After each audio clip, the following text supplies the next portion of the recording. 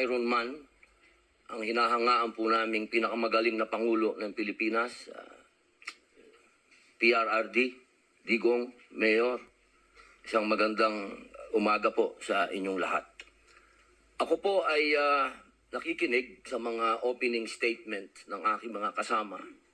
Sila po ay mga batikan na senador, mga abogado, mga kilala na po na nagbibigay ng point of view sa legal na usapin. Ang akin pong pahayag ay naratibo ng isang convicted criminal.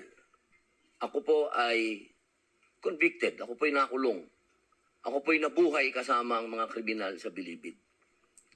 At kilala ko po ang underworld. Siguro po, maaring sa ibang bagay, mas maraming nalalaman ang aking mga kasamang senador, pero pag pinag-usapan po natin ang mga kriminal dito sa bayan natin, ako po ang magsasabi sa inyo, napakadami na pong kriminal sa atin na walang puso, ang mga halang ang kaluluwa. Napag-usapan po natin ang mga biktima ng sinasabing war on drugs, pero hindi po natin napag-usapan ang mga biktima ng mga durugista. Kung paano pinapatay ang kanilang mga anak, pinapatay ang kanilang mga asawa, pinapatay ang kanilang kapitbahay. Kung paano sinira ng droga ang mga buhay ng mga pamilya ng OFW.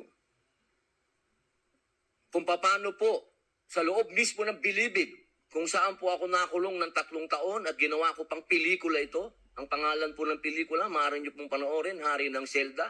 Dito po ay binunyag ko na sa loob mismo ng Bilibid ay nagluluto ng shabu. 1998 po yun. Kung bibilangin po natin yung taon na yun, hanggang sa dumating ang Iron Man, ilang taon po yun. Ganun po kahaba ang mga panahon na namayani at talagang naghahari ang mga drug pusher sa Bilibid. Alam niyo po, mga mahal kong kababayan, wala po, totoo po. Ang kamatayan ng buhay ng isang tao ay yaan po ay bigay ng Diyos. Yaan po ay kayamanan, yaan po ay regalo sa atin ng Diyos. Pero, mga mahal kong kababayan, ang ating pong bayan ay nasa bingit ng napakalaking kapahamakan.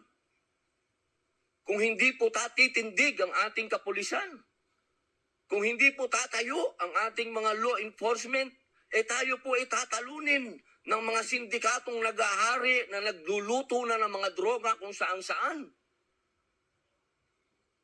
Mga mahal kong kababayan, ang datos po ang magsasabi na nung sa panahon ni Pangulong Rodrigo Roa Duterte, masasabi ko na po na natakot ang mga kriminal. Wala pa po siyang ginagawa. Doon lang sa commercial niya na last Christmas yun na to, natakot na ho ang napakaraming kriminal. Natakot na ho ang napakaraming durugista, napakaraming pusher ang nag-surrender. Wala pong nangyayari. Sa salita lang po yun. Mga mahal kong kababayan, kung sisisi natin lahat ang mga namatay dito sa administrasyon ni Rodrigo Roa Duterte, abay nagkakamali po tayo. Alamin po natin kung ano ang drug underworld, kung ano ang mga drug syndicates.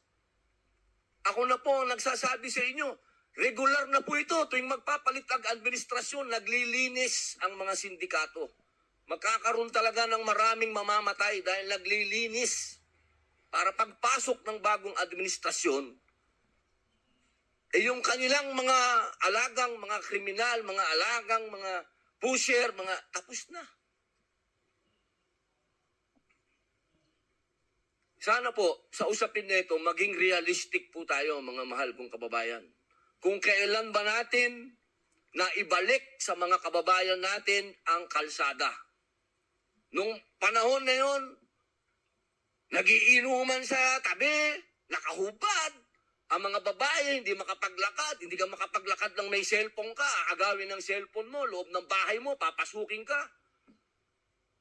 Mga kababayan naman, huwag naman nating haluan ng politika ito.